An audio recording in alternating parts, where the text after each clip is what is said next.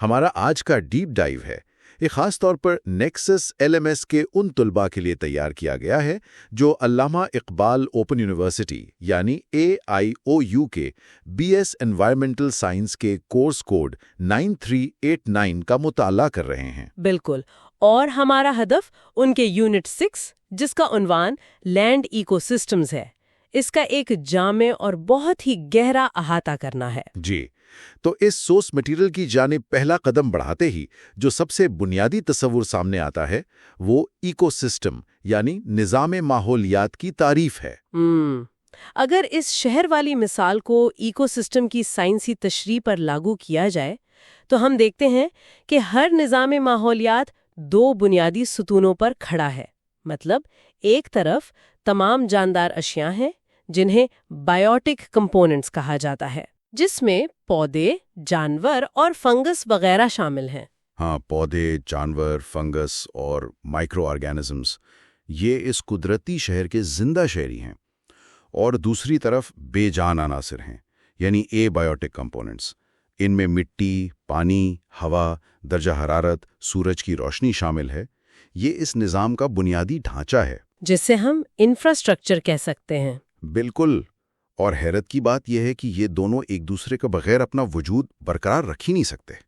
مطلب یہ مسلسل نیوٹرینٹ سائیکلز اور انرجی فلوز کے ذریعے آپس میں جڑے رہتے ہیں۔ اور یہاں جو بات سب سے زیادہ توجہ طلب ہے وہ یہ ہے کہ یہ بائیوٹک اور اے بائیوٹک کمپوننٹس صرف خاموشی سے ایک جگہ پڑے نہیں رہتے، مطلب یہ ایک دوسرے کی تشکیل کرتے ہیں۔ صحیح۔ اب دیکھیں نا، اس یونٹ کے جو بنیادی مقاصد یا آبجیکٹیوز ہیں ان پر اگر غور کیا جائے تو یہ محض چند اصطلاحات رٹنے کا نام نہیں ہے۔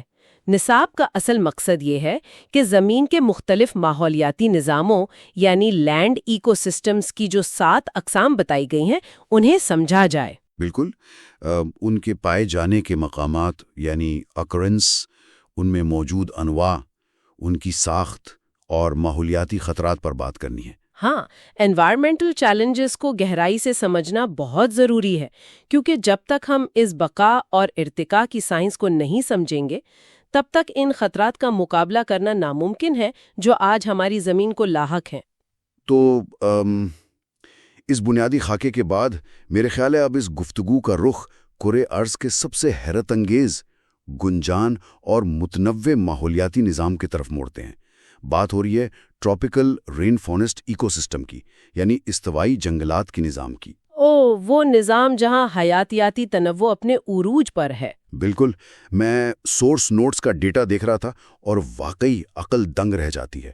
دنیا کی 50% سے لے کر 80% تک انواع یعنی اسپیشیز صرف انہی جنگلات میں پائی جاتی ہیں۔ یہ ایک بہت بڑا نمبر ہے۔ بہت بڑا۔ یہ جنگلات جغرافیائی طور پر سینٹرل امریکہ، سینٹرل افریقہ اور انڈو ملیشیا کے خطوں میں پھیلے ہوئے ہیں۔ یہاں کا جو اوسط درجہ حرارت ہے وہ سال بھر 26 سے 28 ڈگری سینٹی گریڈ کے درمیان رہتا ہے۔ اور اسی وجہ سے وہاں زندگی اتنی زیادہ ہے۔ ہاں نا، ذرا ایک ایسے مقام کا تصور کیا جائے جہاں صرف چند ایکڑ کے رقبے میں 1500 اقسام کے پھولدار پودے ہوں، 750 درختوں کی اقسام، 400 پرندے اور تتلیوں کی 15.5 انواع موجود ہوں۔ مطلب یہ زندگی کا ایک بے تحاشا ہجوم ہے۔ اور یہ بے پناہ حیاتیاتی تنوع محض کوئی اتفاق نہیں ہے۔ اس مسلسل گرم اور مرطوب موسم کی وجہ سے یہاں سال بھر پودوں کی نشوونما بغیر کسی وقفے کے جاری رہتی ہے۔ لیکن اس جنگل کی بقا کا اصل راز اس کی ساخت یعنی اسٹرکچر میں پوشیدہ ہے۔ بالکل، وہ جو لیئرز بنی ہوئی ہیں۔ جی، یہ کوئی سیدھا سادہ درختوں کا جھنڈ نہیں ہے، بلکہ یہ جنگل عمودی طور پر 5 مختلف تہوں میں تقسیم ہے۔ یہ ساخت تو بالکل ایک 5 منزلہ اپارٹمنٹ بلڈنگ جیسی محسوس ہوتی ہے۔ مطلب جہاں ہر منزل کا اپنا الگ ماحول ہے، روشنی کی مقدار مختلف ہے اور وہاں مختلف قسم کے کرایہ دار یعنی سپیشیز رہتی ہیں۔ یہ بہت اچھی مثال ہے۔ سب سے نیچے گراؤنڈ لیئر ہے جو 0 میٹر پر ہے، جہاں روشنی نہ ہونے کے برابر پہنچتی ہے، رائٹ؟ بالکل۔ پھر 3 سے 4 میٹر کی اونچائی پر شرب لیئر آتی ہے جس میں چھوٹی جھاڑیاں ہیں۔ اس سے اوپر 15 میٹر پر انڈر کینپی ہے۔ फिर 30 मीटर की बुलंदी पर कैनपी है, जो कि एक छत की तरह पूरे जंगल को ढांप लेती है। हाँ, और सबसे आखिर में जो गिने चुने दरख्त सबसे ऊंचे निकलकर सूरज की भरपूर रोशनी हासिल करते हैं, वो इमर्जेंट लेयर बनाते हैं, जिनकी ऊंचाई 45 से 55 मीटर तक होती है। वाओ! लेकिन इस मकाम पर सोच नोट्स में एक ऐसी बात लिखी है जो बज़ाहिर बिल्कुल मुतज़ाद लगती है। इसमें दर्ज है कि इन जंगलात की जो मिट्टी है, जिसे लाडोसॉल्स कहा जाता है, वो इंतहाई गैर ज़रखेज़ और कमज़ोर होती है। इनफर्टाइल मिट्टी। हाँ, अब ये कैसे मुमकिन है? मतलब इतने ज़्यादा पौधे, इतनी ज़्यादा हरियाली, दुनिया की आधी से ज़्यादा जिंदगी, लेकिन मिट्टी बंजर। ये बात थोड़ी मंतिक के खिलाफ लगती है। देखें, बज़ाहिर ये वाकई एक तजाद लगता है, लेकिन इसका जवाब इन जंगलात के इंतहाई तेज रफ्तार न्यूट्रिएंट साइकिल में छुपा है।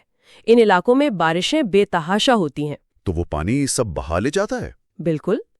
इस मुसलसल और तेज बारिश की वजह से मिट्टी में मौजूद जो ग़िज़ाइयत है, वो पानी के साथ घुलकर बहुत नीचे जड़ों की पहुंच से दूर बह जाती है। इस अमल को साइंसी ज़बान में लीचिंग कहते हैं। अच्छा, लीचिंग। तो फिर ये इतने देवहैकल दरख्त जिंदा कैसे रहते हैं? कुदरत का मैकेनिज्म ये है कि जैसे ही कोई पत्ता ज़मीन पर गिरता है या कोई जानवर मरता है, वहाँ मौजूद शदीद गर्मी, नमी और माइक्रो ऑर्गेनिजम्स की वजह से वो फौरन गल सड़ जाता है। और पौधों की जो ऊपरी कम गहरी जड़ें होती हैं, वो इस ग़िज़ाइयत को मिट्टी का हिस्सा बनने से पहले ही बराह रास्त जज़्ब कर लेती हैं। ओह, तो मतलब इस जंगल का सारा खजाना जमीन के अंदर महफूज नहीं है, बल्कि वो जमीन के ऊपर मौजूद जानदारों यानी बायोमास के अंदर ही गर्दिश कर रहा है। बिल्कुल, यही वो वजह है कि अगर हमने एक बार इस जंगल को काट दिया तो जमीन के पास दोबारा जंगल उगाने के लिए कुछ बचता ही नहीं। और मैंने अक्सर लोगों को ये कहते सुना है कि जंगलात तो खुद को दोबारा उगा लेते हैं, नेचर अपना रास्ता निकाल लेती है, तो इन जंगलात को काटने में क्या हर्ज है? और यही तो वो सबसे बड़ी गलतफहमी है जो माहौलियाती तबाही का सबब बन रही है।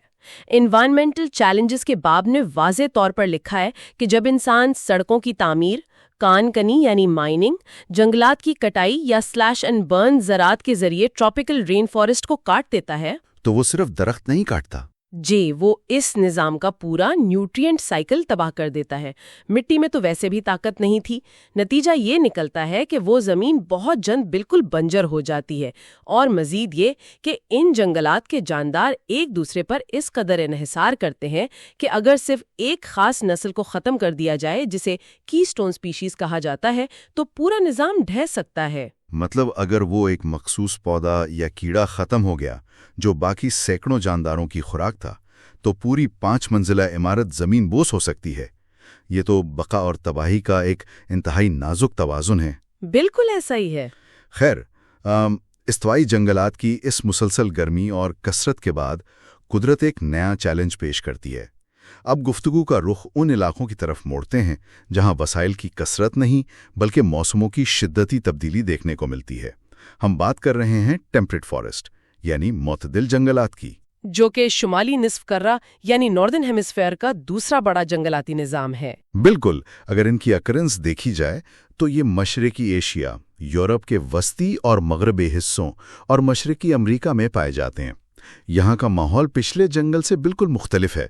मतलब दर्जा हरारत का फर्क बहुत शदीद है। कितना फर्क आ जाता है? गर्मियों में दर्जा हरारत 86 डिग्री फ़ारेनहाइट होता है और सर्दियों में गिरकर -22 तक चला जाता है। -22? और इसी शदीद सर्दी और बर्फबारी का मुकाबला करने के लिए इन जंगलात के दरख्तों ने इर्तिकाई तौर पर एक ज़बरदस्त तरीका अपनाया है। ख़ज़ां के मौसम में जब दिन छोटे होने लगते हैं और दर्जा हरारत गिरता है, तो ये दरख्त अपने पत्ते गिरा देते हैं। इन्हें डिसिडुअस ट्रीज कहते हैं। इस पत्ते गिराने के अमल को समझने के लिए एक आबदोज यानी सबमरीन की मिसाल मुझे बड़ी बरमहल लगती है। अच्छा, वो कैसे? देखिए, जब एक आबदोज गहरे समंदर में किसी हंगामी सूरत हाल का शिकार होती है, तो वो अपनी तवानाई बचाने के लिए गैर ज़रूरी हिस्सों की बिजली बंद कर देती है ताकि उसका मरकजी इंजन चलता रहे।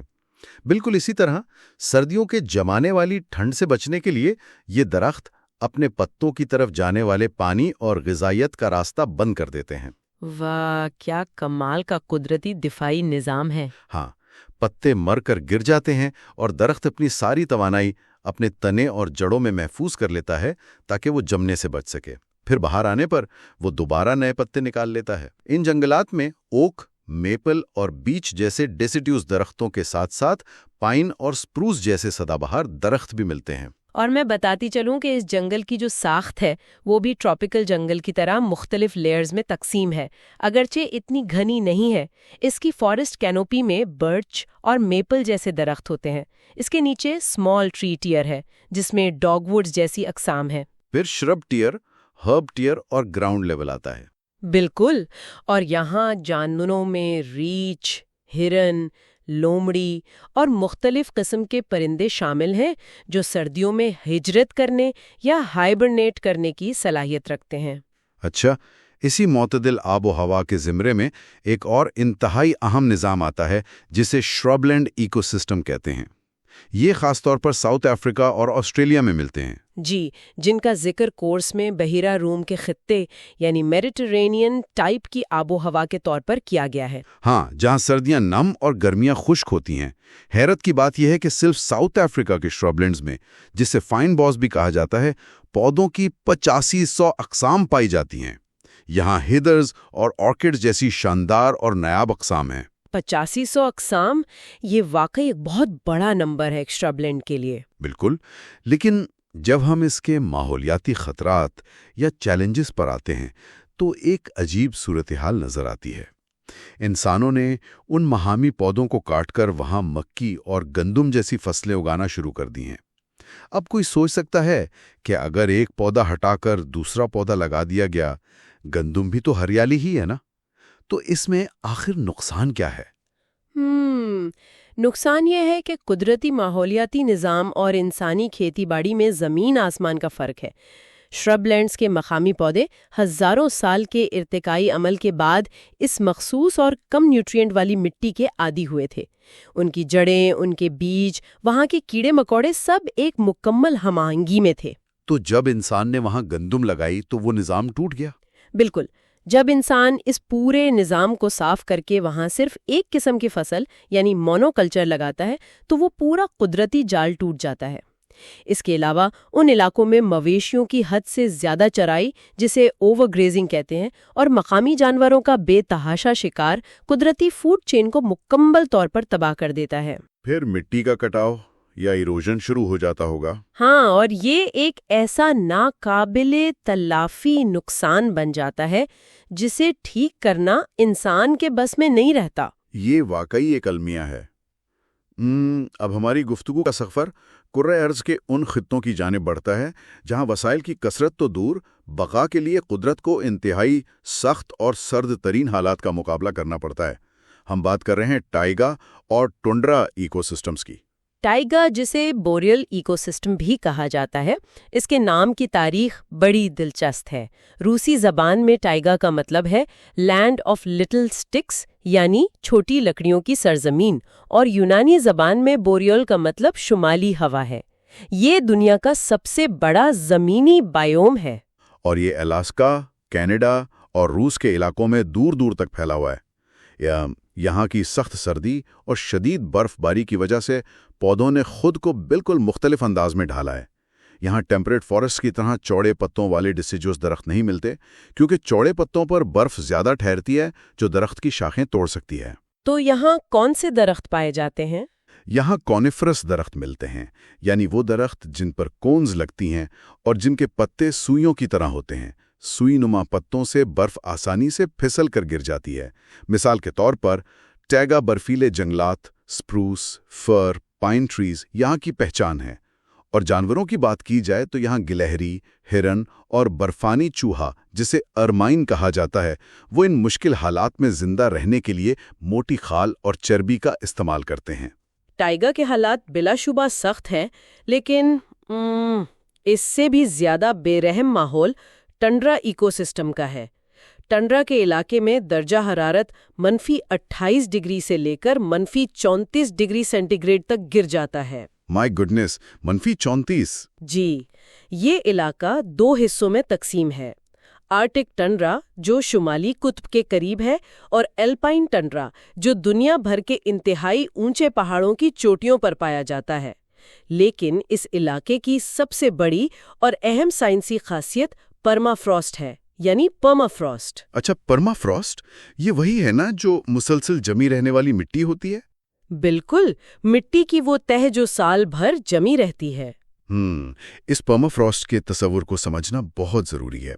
जरा तस्वुर किया जाए कि कोई शख्स एक कंक्रीट के फर्श में बीज बोने और जड़ें फैलाने की कोशिश कर रहा हो।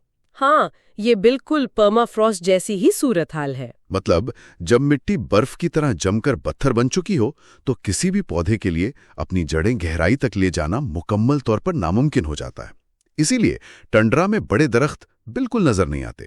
वहां सिर्फ मॉसेस, लाइकन्स और ड्वार्फ श्रब्स यानी छोटी झाड़ियां उगती हैं, जिनकी जड़ें इतनी छोटी होती हैं कि वो पर्माफ्रॉस्ट के ऊपर मौजूद चंद इंच की उस मिट्टी में फैल सकें जो गर्मियों में पिघलती है।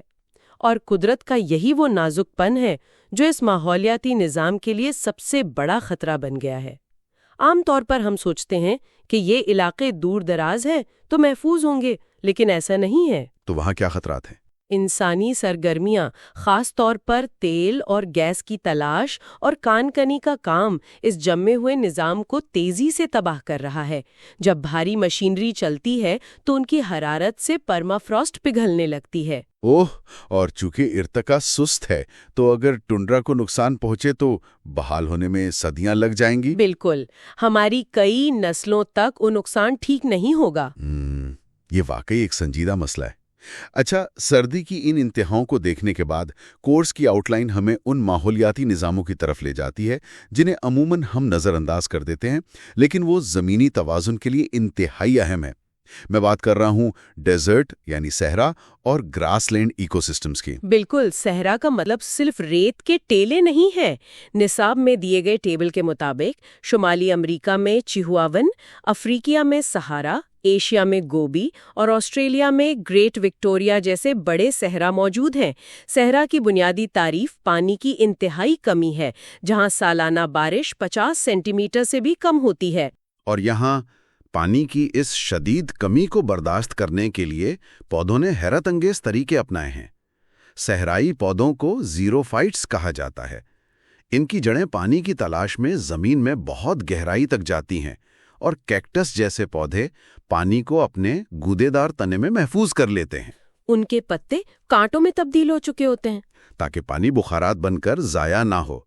ये वाकई कमाल का अडेप्टेशन है। और इसी तरह अगर ग्रासलैंड्स इकोसिस्टम्स की बात की जाए तो ये वो मैदान है जहां बारिश इतनी होती है कि घास उग सके, लेकिन इतनी नहीं होती कि बड़े दरख्तों का जंगल बन सके। इसकी दो अकसाम हैं, ट्रॉपिकल ग्रासलैंड्स यानी सवाना जो अफ्रीका में पाए जाते हैं जहां ज़राफ़े और हाथी मिलते हैं, और टेम्परेट ग्रासलैंड्स जैसे शुमाली अमेरिका के प्रेरीज। यहाँ एक बड़ा दिलचस्प सवाल पैदा होता है। नोट्स में लिखा है कि ग्रासलैंड्स में कुदरती तौर पर आग लगने का अमल यानी फायर्स बहुत आम है। हाँ, मैं भी यही सोच रहा था कि बज़ाहिर आग तो तबाही लाती है, तो ये इस निज़ाम का हिस्सा कैसे हो सकती है। अब देखें ना, ये एक बहुत अहम साइंसी नुक्ता है। ग्रासलैंड्स में आग तबाही नहीं बल्कि जिंदगी का हिस्सा है। इन मैदानों की घास की जड़ें जमीन के अंदर बहुत गहरी और महफूज होती हैं। जब खुश्क मौसम में आग लगती है तो वो सिर्फ ऊपर की सूखी घास को जलाती है और राख की सूरत में ग़िज़ाइयत फौरन मिट्टी में वापस चली जाती है। वाह, और बड़े दरख्त भी नहीं आ पाते जो घास की धूप छीन ले? बिल्कुल, आग के फौरन बाद महफूज जड़ों से नई घास निकल आती है। लेकिन यहाँ असल खतरा आग नहीं बल्कि ओवरग्रेजिंग यानी मवेशियों की हद से ज्यादा चराई है। जब घास जड़ों तक खाली जाती है तो मैदान आहिस्ता आहिस्ता सहरा में तब्दील हो जाता है।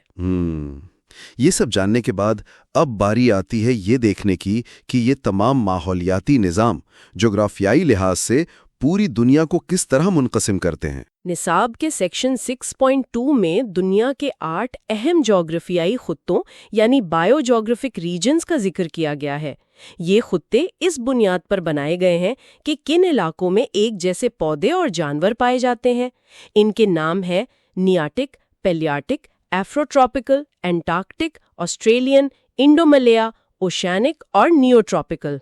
اور طلبہ کے لیے یہ یاد رکھنا انتہائی اہم ہے کہ جغرافیائی اعتبار سے پاکستان انڈو ملیا کے خطے میں شامل ہے، لیکن اس کے ساتھ ہی سورس نوٹس میں یہ پریشان کن حقیقت بھی بتائی گئی ہے کہ اس انڈین سب کانٹیننٹ کے اندر شدید جنگلات کی کٹائی یعنی سیویئر ڈیفارسٹیشن ہو رہی ہے۔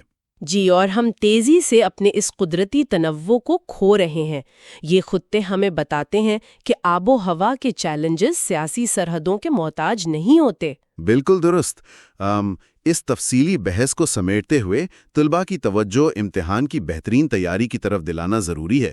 اس تمام علم کو پرکھنے کا بہترین طریقہ یہ ہے کہ PDF کے صفحہ نمبر 94 پر موجود سیلف اسیسمنٹ کوسچنز کو حل کیا جائے۔ ہاں، ان 5 سوالات کا مقصد یہی ہے کہ پڑھے گئے موضوعات کی جانچ کی جائے۔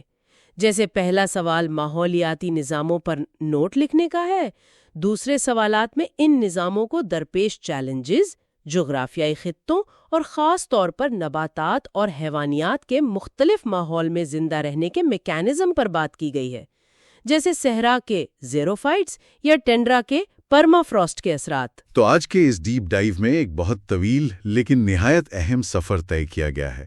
اس بات کو ہم نے سمجھا کہ ایکو سسٹم صرف جانداروں اور بے جان اشیاء کا ڈھیر نہیں ہے، بلکہ بقا کا ایک سینسٹیو نیٹ ورک ہے۔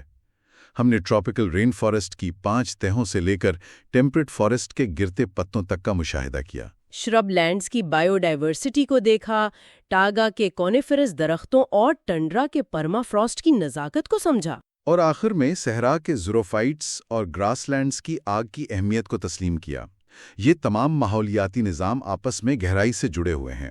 اس گفتگو کا اختتام میں جن طلباء کے امتحانات قریب ہیں ان کے لیے بہت سی نیک تمنائیں، اور یہ یاد رکھنا ضروری ہے کہ کتابوں میں پڑھے گئے تصورات صرف پرچہ حل کرنے کے لیے نہیں بلکہ دنیا کو سمجھنے کے لیے ہوتے ہیں۔ بالکل صحیح کہا آپ نے۔ خدا حافظ اور خوش رہیں۔ Thank you for watching. Keep learning, keep growing, and never stop exploring knowledge. Don't forget to like, share, and subscribe to Nexus LMS Learning Made Simple.